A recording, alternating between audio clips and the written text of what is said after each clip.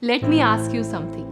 What were some of your favorite activities to do as a child? Do any of those activities interest you even today? When was the last time you spent time doing any of these? Is there a particular activity that you see other people doing and you have often thought, how cool is that?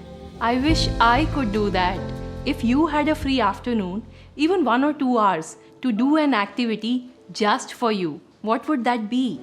Think about these questions. Pause the video if you have to, before you move on. Often as adults, we get busy doing everything for everyone else. Our to-do lists are so long. Tell me about it.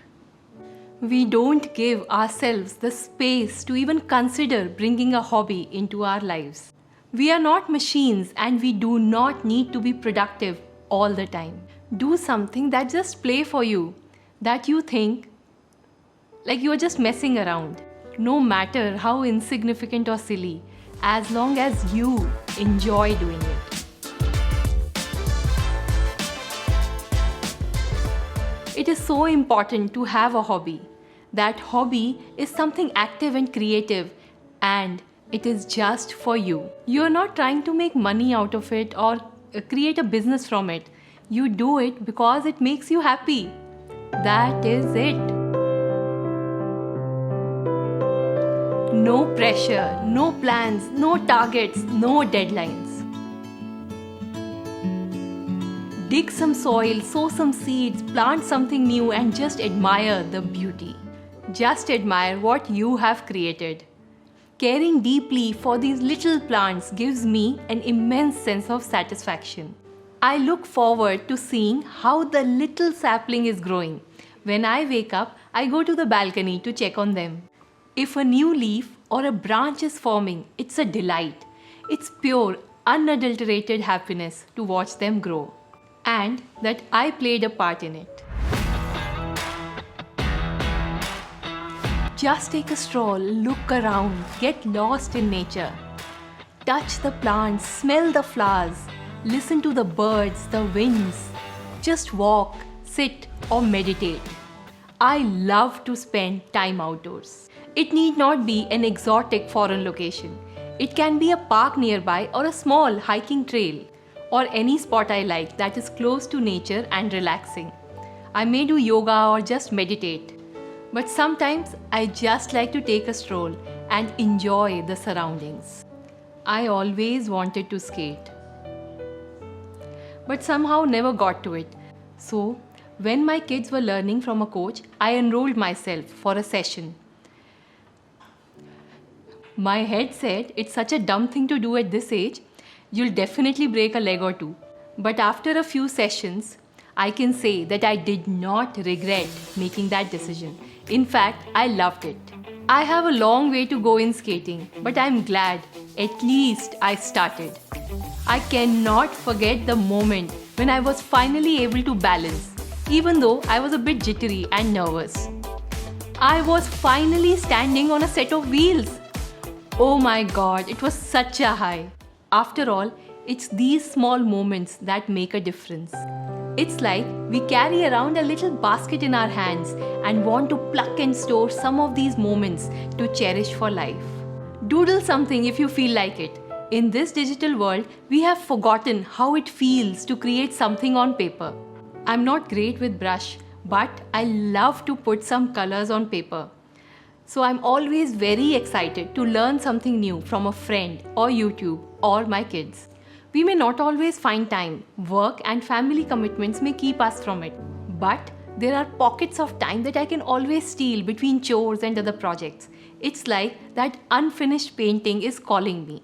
To spend some time with it, it's like my fingers want to get soaked in all those colors. After a busy day, it's such a relief to come back to something like this. It's just relaxing. There are no commitments, no deadlines, no expectations. It's just me, the canvas, colors, and imagination. I used to be a voracious reader, but then, as they say, life took over. Between work and family, there was no time. I was itching to get back to reading. I started small, just 10 to 15 minutes before sleep. I kept a few books by the bedside. Earlier, after putting my kids to sleep, I would often idle away time by scrolling through my social feed. But now, I was excited to get to the next chapter of the book. These hobbies enrich our lives in so many ways. If we look forward to our hobbies, we tend to have more excitement and fun in our lives. So take out that camera you bought years back. Do pottery, make a mess. Dust off that piano, play your favorite song, learn a new one. Dance like no one's watching. Learn a new move, dance with your friends, dance with your kids, or dance alone. Try a random recipe, mix something new. If you have 2-3 different passions, you do not need to choose one. If you like 3 things, great, you can bounce between them. Do that thing that you like at that moment. You may wonder, how is it going to help me in life? How is it going to take me forward? Forget about it. Like Steve Jobs said, you can't connect the dots looking forward. You can only connect them by looking backward. It may seem pointless and a waste of time now, but one day when you look back, it will all make sense. When we are really into our hobbies, it makes us feel super happy and good. It's an excellent mood booster and keeps our minds in a great place. Remember the questions I asked you in the beginning of the video. Don't worry if you haven't identified an activity you're excited about. It's never too late. Give it time. Be patient with yourself. You might need to experiment with different activities before you find the one that you love to do. And you don't have to limit yourself to just one thing. The work you do while you procrastinate is probably the work that you should be doing for the rest of your life. It's all about having fun, doing something you really like, and getting lost in the pure joy of the activity. Don't forget to watch this video where we will explore how to use gratitude for long-lasting happiness.